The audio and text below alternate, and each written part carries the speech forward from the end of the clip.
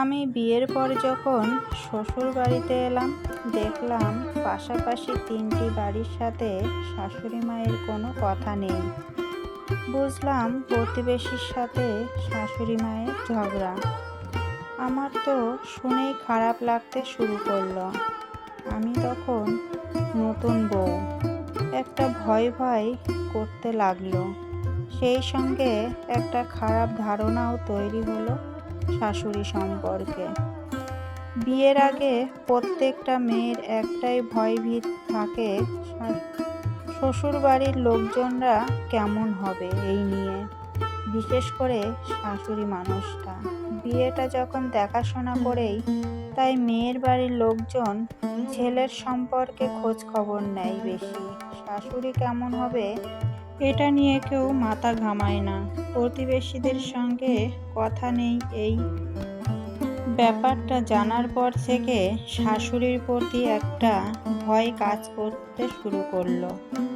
কিন্তু শাশুড়ি মা আমার সাথে ঠিকঠাকই ব্যবহার করতেন। বুঝতে পারতাম না শাশুড়ি মা তো খুব একটা খারাপ না, তাহলে কেন প্রতিবেশীদের সাথে ঝগড়া? নিশ্চয়ই শাশুড়ি মায়ের কোনো উইক পয়েন্ট আছে, আমাকে জানতেই হবে সে কথা। কিন্তু সেভাবে জিজ্ঞেস করা হয়নি। বিয়ের 3 মাস পর এদিকে নতুন বউকে দেখার জন্য শাশুড়ি মায়ের 2জন আত্মীয়া বাড়িতে এলেন। শাশুড়ি মায়ের বাপের বাড়ির তরফের লোক। আমার সাথে পরিচয় করিয়ে দিলেন আমার শাশুড়ি মা। আমি প্রণাম করতেই ওনারা বললেন, রেনুদি, তোমার ছেলের বউ তো বেশ সুন্দর হয়েছে। তারপর শাশুড়ি মায়ের দিকে তাকিয়ে বললেন, শুধু দেখতে সুন্দর হলেই হবে না, কাজে কর্মেও সুন্দরী হতে হবে। রূপ ধুয়ে কেউ জল খাবে না কিন্তু। শাশুড়ি মা শুনে চুপ করে থাকলেন, কোনো প্রতিক্রিয়া দেখালেন না। আমার একটু খারাপ লাগলো। বুঝলাম শাশুড়ি মা বাপের বাড়ির লোক তো, তাই এমন কথা বলার সুযোগ পেল। সে যাই হোক, দুপুরে খেতে বসে ঘটল আরও একটা ঘটনা। ওই 2জন আত্মীয়ার একজন বললেন, রেনুদি, তোমার তো কপাল খুলে গেল, দারুণ রান্না করেছে তোমার নতুন বউ। আমি তখন পাশেই দাঁড়িয়ে আছি। আমি অপ্রস্তুতে করে বললাম, এমা, না না, আমি রান্না করিনি, সব রান্না মাই করেছেন। তারপর ওই আত্মীয়া বললেন, ও, আমি ভাবলাম তুমিই রান্না করেছো। তা তুমি রান্না পারো না? অল্প অল্প। রেনুদি, তুমি এখনো হেসেল ঠেলছো? বয়স হচ্ছে তো। কোথায় বৌমার রান্না ভাত খাবে? আমার শাশুড়ি মা তখন হাসতে হাসতে বললেন, ঠিকই বলেছিস শোভা, তবে জানিস তো, বৌমার রান্না ভাত খেতে হলে আগে বৌমাকে রান্না করে খাওয়াতে হবে। বৌমা খেয়ে বুঝুক আমরা কেমন রান্না পছন্দ করি, তা না হলে ও বুঝবে কি করে? ওকে যদি এখন থেকেই রান্না করতে দিই, তাহলে ও ওর মতো করেই করবে। তারপর আমরাই আবার ভুল ধরে বলবো, এটার নুন বেশি হয়েছে, ওটার নুন কম হয়েছে। জানিস, ভুল ধরতে সবাই পারে, কোনটা করলে ঠিক হবে সেটাই কেউ শেখায় না। আমি তো ভাবতেই পারছিলাম না শাশুড়ি মা এমন কথা বলবে। ওনাদের তখন মুখটা একেবারেই চুপ হয়ে গেছে। দেখলাম শাশুড়ি মা ওনাদেরকে খারাপ লাগা বুঝতে পেরে একটু ম্যানেজ করে নিয়ে বললেন, এই দেখো কাণ্ড, কথা বলতে বলতে ভুলেই গেছি, কখন ভাত শেষ হয়ে গেছে রূপার। বৌমা, ভাতটা নিয়ে এসো।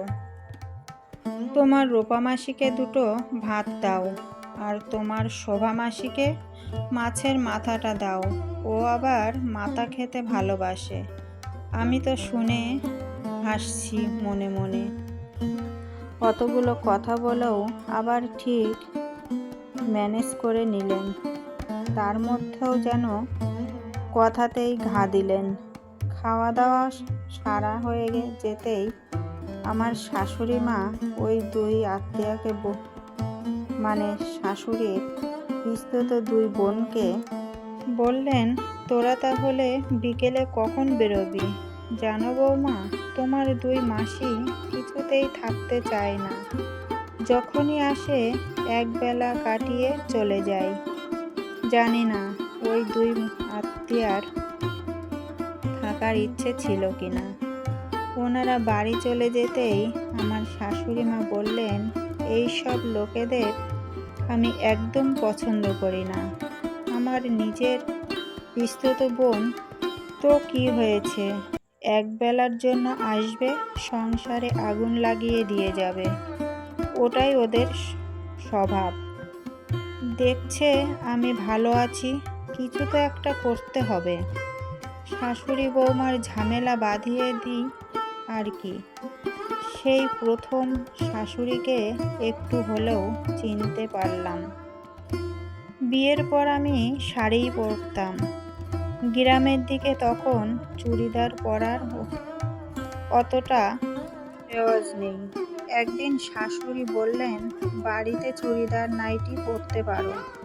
আমি শাশুড়ির কথা শুনেই নাইটি পরতাম। একদিন পাশের বাড়ির একজন কাকিমা আমার শাশুড়িকে বললেন, তোমার বৌমা বাড়িতে নাইটি পরে, তা তুমি কিছু বলো না? কথা শোনে না মনে হয়, তাই না? এখনকার মেয়ে, ও তুমি বললেও শুনবে না। দেখলাম আমার শাশুড়ি কিছুই সেদিন বলল না। পরের দিন দেখি দুটো নাইটি কিনে নিয়ে এসে আমাকে দেখিয়ে বলল, কোনটা নেবে? আমি একটা পছন্দ করে নিয়ে তারপর জিজ্ঞেস করলাম, আর একটা কার জন্য? ওটা আমিই পরবো। পরের দিন ওই কাকিমাকে দেখিয়ে আমার শাশুড়ি বললেন, ভাবছি এবার থেকে নাইটিই পরবো। শাড়ির থেকে দেখছি নাইটিই ভালো। ওই কাকিমা তখন একটু মুখ বেঁকিয়ে বলল, আমার শাড়িই ভালো লাগে। পরে আমি শাশুড়ি মাকে জিজ্ঞেস করেছিলাম, আপনি হঠাৎ করে নাইটি পরলেন? সব কথা মুখে জবাব দিতে নেই, কাজে দিতে হয়। কি পরবো, কি খাবো, সেটা বাইরের লোক ঠিক করে দেবে? ওদের পাত্তা দিলেই সংসারে অশান্তি। আর যদি না দাও তাহলে ওদের মনে অশান্তি। এবার বুঝতে হবে কারা শান্তিতে থাকবে, আমরা না ওরা। যদি নিজেরা ভালো থাকতে চাই, এই রকম দু একটা জবাব দিতে হবে, স্ট্রেট কথা বলতে হবে। বুঝবে বনে বাঘ আছে, তাই বনে না যাওয়াই ভালো। শাশুড়ি সম্পর্কে ভুল ধারণাটা পুরোপুরি চলে গেল। আমিও শাশুড়ির নীতি শিখে গেলাম। আত্মীয়ই হোক আর অনাত্মীয়ই হোক, উচিত কথাই বলতে হবে, তাতে নিজেদের মঙ্গল। আমার শাশুড়ি বলেন, স্পষ্ট কথা বললে বন্ধু কম হয় আর শত্রু বেশি হয়। দুটো বন্ধু কমে কমুক, কিন্তু উচিত কথাই বলবো। স্পষ্ট কথায় কষ্ট কম। নিজের ভালো থাকার জন্য আমার শাশুড়ি কারো অন্যায় কথাবার্তাকে প্রশ্রয় দেয় না। পরনিন্দা পরচর্চা একদমই পছন্দ করে না। পাড়ার গোল টেবিলে বৈঠকে শাশুড়ি মাকে কখনো বসতে দেখিনি, কিন্তু বিপদে ছুটে যেতে দেখেছি। তাই ভালো থাকতে গেলে জীবনে অনেক বন্ধুর প্রয়োজন নেই, কম মানুষই থাকুক, তাতে ভালো থাকা যায়। তবে আমার শাশুড়ির সাথে কি কখনো খিটিমিটি হয়নি? হয়েছে, রাগও করেছি, ঝগড়াও করেছি। শাশুড়ি মা এটাই শিখিয়েছে, এমন কোনো বাড়ি নেই যেখানে ঝগড়া অশান্তি হয় না। ঘটি বাটি পাশাপাশি থাকলে ঠোকাঠুকি লাগে। বিয়ের পর যেদিন প্রথম শাশুড়ির সাথে রাগারাগি হলো। আমি সেদিন রাগে খাইনি। আমাকে বকাবকি করে কয়েকটা কথা শুনিয়েছিল। তাই রাগে আমি আমার ঘরে শুয়েছিলাম। সেদিন শাশুড়িমা আমার ঘরে এসে বললেন, বৌমা উঠে বসো, একটা কথা তোমাকে আজ বলবো। নিজে থেকেই যখন আমার ঘরে এসেছে তাই উঠে বসে রাগ দেখিয়ে বললাম, বলুন। শাশুড়িমা আমার হাতটা ধরে বললেন, এই যে তোমার হাতের আঙুলের নখগুলো যখন বেড়ে যায় তখন নখগুলোই কেটে বাদ দাও, আঙুল কিন্তু কেটে বাদ দাও না। নখ কিন্তু আঙুলেই বাড়ে।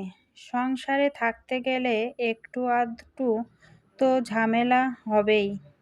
তাই ঝামেলাটুকু মনে না রেখে সেটা বাদ দিয়ে দিলে দেখবে সংসারের সব ভালোটুকুই পড়ে আছে। রাগ না করে খাবে চলো। রাগ করতে হয় খেয়ে দে রাগ করো। শাশুড়িমার এই কথাটাই আমার সংসার জীবনে মূল মন্ত্র। কথাটা এত ভালো লেগেছিল, সেই থেকেই কথাটা এখনো মনে গাঁথা আছে। তবে শাশুড়িমার ওই কথাটা ভীষণ দামি। রাগ করতে হয় খেয়ে রাগ করো। সত্যিই তাই। যখন রাগ হবে না খেয়ে থাকলে দেখবে রাগ আরো বাড়ে। একবার খেয়ে দেখবে সব রাগ চলে যাবে। বিয়ের পর আমরা মেয়েরা শুধু শ্বশুরবাড়িই যাই না, শাশুড়ির হেসেলে গিয়েও উঠি। শাশুড়ি মানে খারাপ নয়, তাই কারো সম্পর্কে খারাপ চিন্তা না করে ভালো চিন্তা করাটাই ভালো। তাতে ভবিষ্যতে ভালোই হয়। আমার বিয়ে হয়েছে 15 বছর। বিয়ের পর থেকে শাশুড়িমা টানা 10 বছর আমাকে রান্না করে খাইয়েছেন। আমিও শাশুড়িকে বলেছি, আপনার হেসেল থেকে এবার আপনার অবসর নেওয়ার পালা। এখন আমি রান্না করব, আপনি খাবেন। তারপর থেকে 5 বছর হলো আমি শাশুড়ির হেসেল সামলাচ্ছি। আজকের গল্পটা এই পর্যন্তই। আমার গল্পটা আপনাদের কেমন লাগলো অবশ্যই কমেন্ট করে জানাবেন। ভালো লাগলে লাইক, কমেন্ট, শেয়ার করবেন।